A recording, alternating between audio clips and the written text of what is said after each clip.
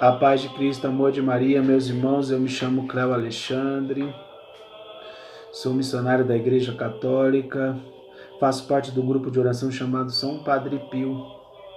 Também somos reconhecidos na Itália como um grupo de oração São Padre Pio, ou seja, filhos de Padre Pio. Também somos da Renovação Carismática Diocese de Santa Amaro.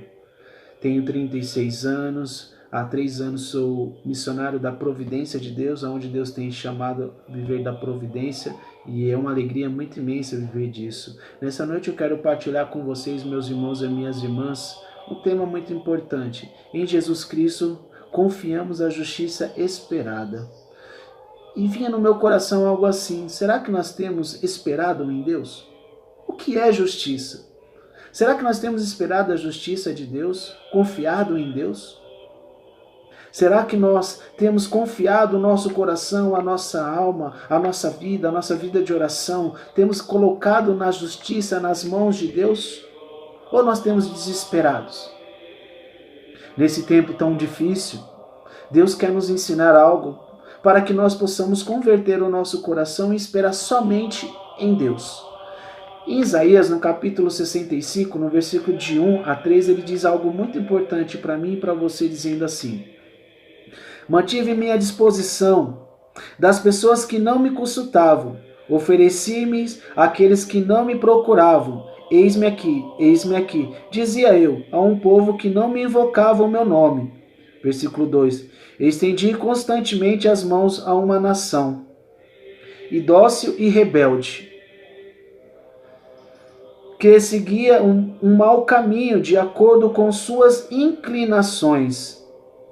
Há pessoas que não cansam de provocar-me diariamente, que sacrificam nos jardins e queimavam perfumes em cima de tijolos. Essas são para nós palavras do Senhor. Glória a vós, Senhor. Olha que interessante, né, meus irmãos e minhas irmãs? Como Deus ama eu e você. Deus, ele ama infinitamente nós, e a justiça de Deus é realmente a misericórdia, o amor de Deus sobre nós. Claro que Deus é justo. Por que Deus é justo? Deus, ele tem que deixar a justiça de Deus, alcançar. Como uma vez um santo perguntava para Jesus das almas do purgatório que estavam sofrendo tanto, e ele dizia: a minha misericórdia de amor quer agir, mas eu tenho que ser justo. Por quê? Todo aquele que comete pecado tem que pagar apenas o pecado. Porque todo pecado tem consequência. Então Deus, ele está dizendo aqui: mantive disposição das pessoas que não me consultavam. Quem são essas pessoas que não consultavam? São essas pessoas que estão no mundo, ou até mesmo eu e você. Quantas vezes nós fazemos coisas que nós não consultamos a Deus? Ou seja, Senhor, será que realmente isso que eu vou fazer é bom? Essa decisão que eu vou tomar, essa palavra que eu vou dizer para esse irmão, para essa irmã, será que isso que eu vou falar para o meu irmão vai ser algo seu? E muitas vezes nós não consultamos a Deus nisso.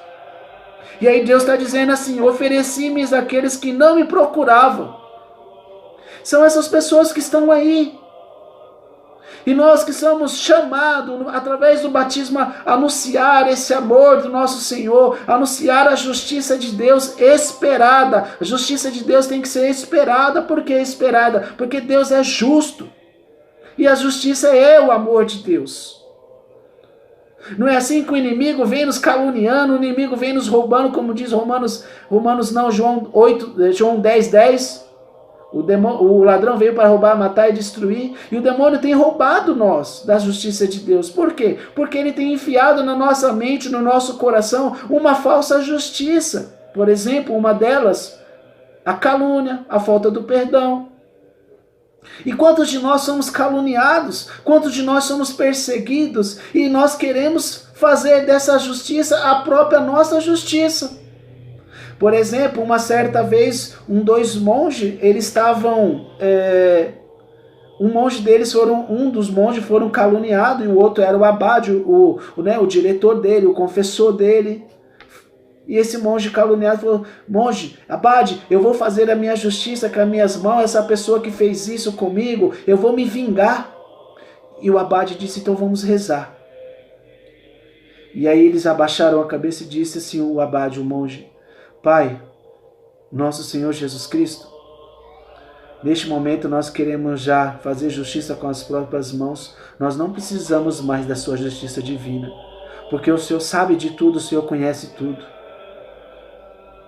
E naquele momento o monge entendeu e disse: é verdade, nesse momento eu me arrependo, Senhor, porque o Senhor faz as suas justiças com suas próprias mãos. Ou seja, não somos eu e você que temos que dizer: Senhor, faça isso com aquele fulano, faça aquilo, né? Por quê? Porque são esses povos que não procuram o Senhor e eles não entendem. Então Deus está dizendo,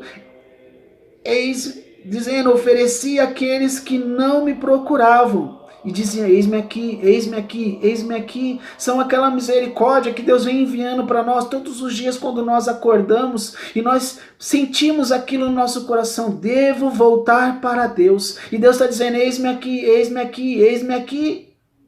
No decorrer do dia Deus está falando: volta, volta, volta, volta. Não é assim que aconteceu com o filho pródigo? Depois que ele passou por todo aquele tormento, que vai dizer lá em Lucas, né, que nem as lavagens dos porcos daram a ele, nem a lavagem dos porcos davam a ele.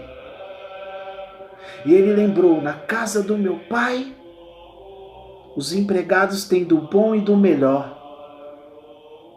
Claro que primeiramente ele pensou nele mesmo, mas já é uma inspiração de Deus de lembrar da casa do Pai, de lembrar do Senhor que está dizendo: eis-me aqui, eis-me aqui, eis-me aqui. Enquanto eu e você estamos sendo chamados todos os dias, todas as horas, todo momento, nessa crise que nós estamos vivendo, é uma crise que Deus está dizendo: eis-me aqui, eis-me aqui, eis-me aqui. Está dizendo: mantive disposição das pessoas que não me consultavam. É o Senhor dizendo: você que não consulta Deus, você que não fala: Senhor, como que vai ser hoje? Senhor, como que é que vai ser hoje o meu dia? Mas Senhor, o Senhor está dizendo: eis-me aqui, e a gente devemos escutar o Senhor. Em Mateus 24, no capítulo 7, olha o que o Senhor vai dizer: irá se levantar-se nação contra nação, reino contra reino, haverá fome, haverá peste, grandes desgraças em diversos lugares. Não é isso que está acontecendo hoje em 2020? A lepra, as fomes, as pessoas desempregadas estão passando fome, pessoas que não conseguem, não têm empregos. Nós estamos nessa grande crise e reinos estão se dividindo. Não é assim, meu irmão e minha irmã? Mas olha que São Paulo fala em Gálatas, no capítulo 5, no versículo de 1 a 5. É para que sejamos homens livres que Cristo nos libertou. Ficai, portanto, firmes, e não vos submetais outra vez ao jugo da escravidão. São Paulo está lembrando eu e você que Jesus Cristo morreu na cruz para me deixar eu e você livre, e dizendo para a gente não voltar à escravidão. Não é assim que Hebreus, se eu não me engano, capítulo 14 ou é 12, versículo 4 diz: ainda não resististe o pecado até o sangue. E eu e você devemos resistir o pecado até o sangue, porque senão os castigos virão. E são esses castigos de reinos dividirem com reino, fome, peste. Por quê? Porque o Senhor está dizendo: eis-me aqui, como diz em Mateus 20, capítulo 28, 20. Eis que estou contigo todos os dias até o fim do mundo. Quando é que eu e você vamos acordar? Assim como o filho pródigo precisou passar por toda aquela situação, né, que foi uma grande estado de fome naquele lugar, ele gastou toda a herança. Deus tem chamado eu e você todos os dias. Aqui ele vai dizer no versículo 5, quanto a nós é espiritualmente da fé, que aguardamos a justiça esperada. Aguardamos a justiça esperada. Ele está dizendo que eu e você devemos viver pela fé. Devemos confiar. A fé quer dizer confiança. Esperar naquilo que nós não vemos, mas também a fé quer dizer esperar nas promessas que Deus fez para mim e para você. Não é assim que João 3,16 diz? Deus de tal forma amou o mundo que enviou o seu Filho único ao mundo para que todo aquele que crê tenha vida eterna. O que é vida eterna? Céu, salvação. Deus nos deu a graça de ser livre. E São Paulo está dizendo aqui no versículo 1 para que nós não voltamos à escravidão. E quantos de nós voltamos à escravidão? Nós temos visto pessoas que estão raizadas na igreja, que comunga, que confessa, que não estão nem aí com Deus. Ah, se pequei, pequei. Ah, tô nem aí. Irmãos, isso quer dizer que nós nem se importamos com Deus. E como diz lá em Isaías 65, Deus tem nos chamado. Deus tem mandado graça sobre nós. E nós não estamos nem aí. Somos nós que estamos aí, pecando, ferindo o coração de Deus. O maior prejudicado é Deus. O maior prejudicado é Deus. Então São Paulo está dizendo, aguardamos a justiça esperada. Então é pela fé. Então é pela fé que eu e você vamos passar por essa crise que está acontecendo, fome, peste. Confiando em Deus, deixando a graça, a providência de Deus prover na minha vida, na sua vida, como Deus tem feito. Eu falava para o irmão que Deus não esquece de alimentar os pássaros, vai esquecer de mim? Vai esquecer de nós? Como eu dizia para o irmão, se Deus alimenta até aqueles que são maus, aqueles que nem querem nada com o Senhor, como aqui está dizendo. Isaías 65, que Deus deixava a mão sobre aqueles, mas eles não escutavam a Deus. A mão de Deus estava sobre essas pessoas e ainda está. Como disse São Julião Emade, se Deus me esperou, ainda me espera, por que é que não vou esperar os meus irmãos? Nós devemos pregar o Evangelho de Cristo. Esse Evangelho de Cristo que é pela fé. É pela fé que nós vamos alcançar a graça de Deus. É pela fé que nós entendemos que nós devemos confiar nas palavras que Deus diz para mim e para você, que o Espírito Santo vinha sobre nós, que daria força, que nos conduziria, que o Espírito Santo nos levava ao coração do Pai. Não é assim que Romanos 8:27 diz? Que nós não sabemos como rezar, mas o Espírito Santo, com gemidos inefáveis, intercederia ao coração do Pai aquilo que nós precisamos. Devemos orar, meu irmão, nesse tempo difícil. E é através da oração que nós confiamos muito no coração do Pai. É através da oração que nós vencemos o pecado, porque é através da oração que aumenta a nossa fé.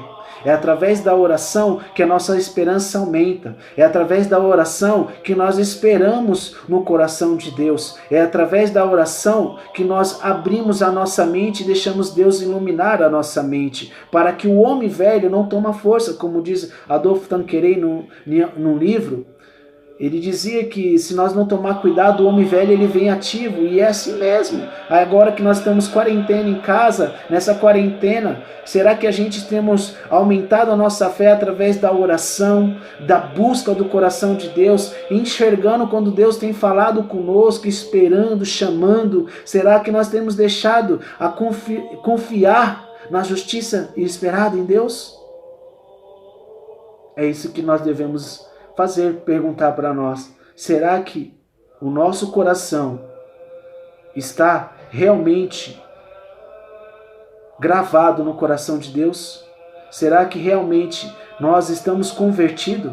Hoje eu rezava um rosário e falava sobre isso. Senhor, converte o meu coração, converte a minha alma. Aqui no versículo 6 ele dizia assim: mas, enfim, a fé que é operada na caridade. E o que é uma caridade? Algumas pessoas confundem, algumas pessoas pegam e saem fazendo a missão nas ruas. Não é ruim, não estou criticando as pessoas que fazem essas missões na rua, não estou falando mal disso, mas muitas vezes eu estava pensando esses dias, nós que estamos aí na igreja, pregamos, cantamos, coordenamos, várias situações, pastoral, movimento. Mas nós, muitas vezes, pensando nesse dia, que muitas vezes nós somos orgulhosos, achamos que nós somos melhores do que os outros. E aí muitas vezes nós queremos fazer missões na rua, queremos pregar, mas quantas pessoas que estão ao nosso lado que essa caridade não é pregada através dessa fé? E na realidade, a caridade perfeita é amar a Deus, diz o catecismo da igreja.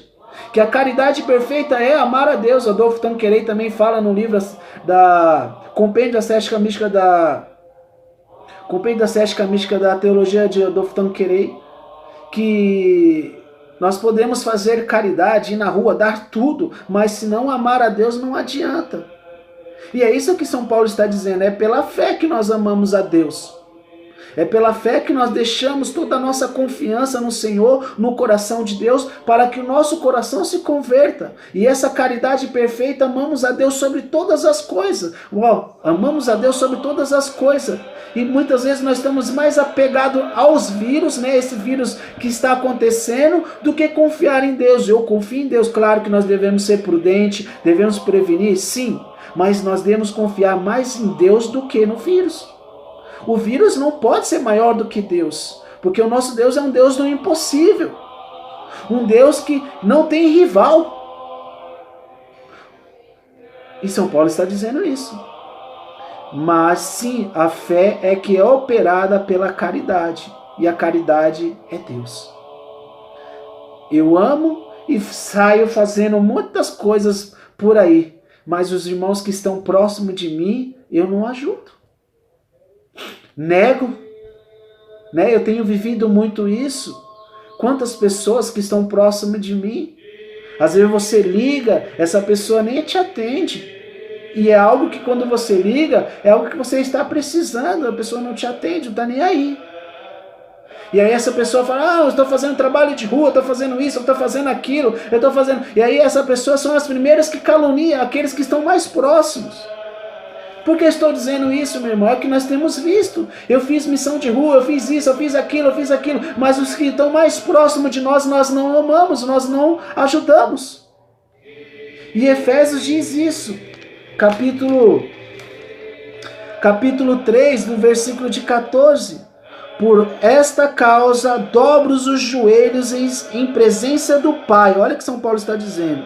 A qual devo a sua existência de toda a família no céu e na terra, para que vos conceda, segundo o seu glorioso tesouro, que esteja poderosamente.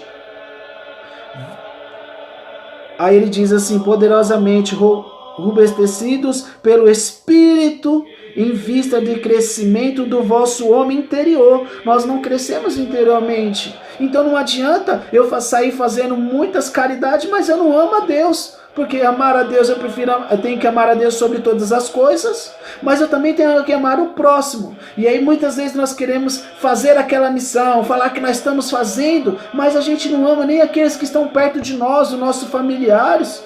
Nesse tempo de quarentena, eu tenho a graça de ficar com o meu irmão e ver quanto o meu irmão é um grande homem, ele ainda não foi para a igreja, mas como eu vejo nele Deus, né?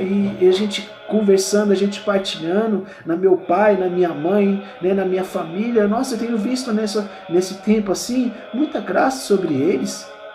E isso porque eles ainda não vão para a igreja. Eu até falei para uma irmã, se o meu irmão fosse para a igreja católica, o meu irmão dava de 10-0 em mim.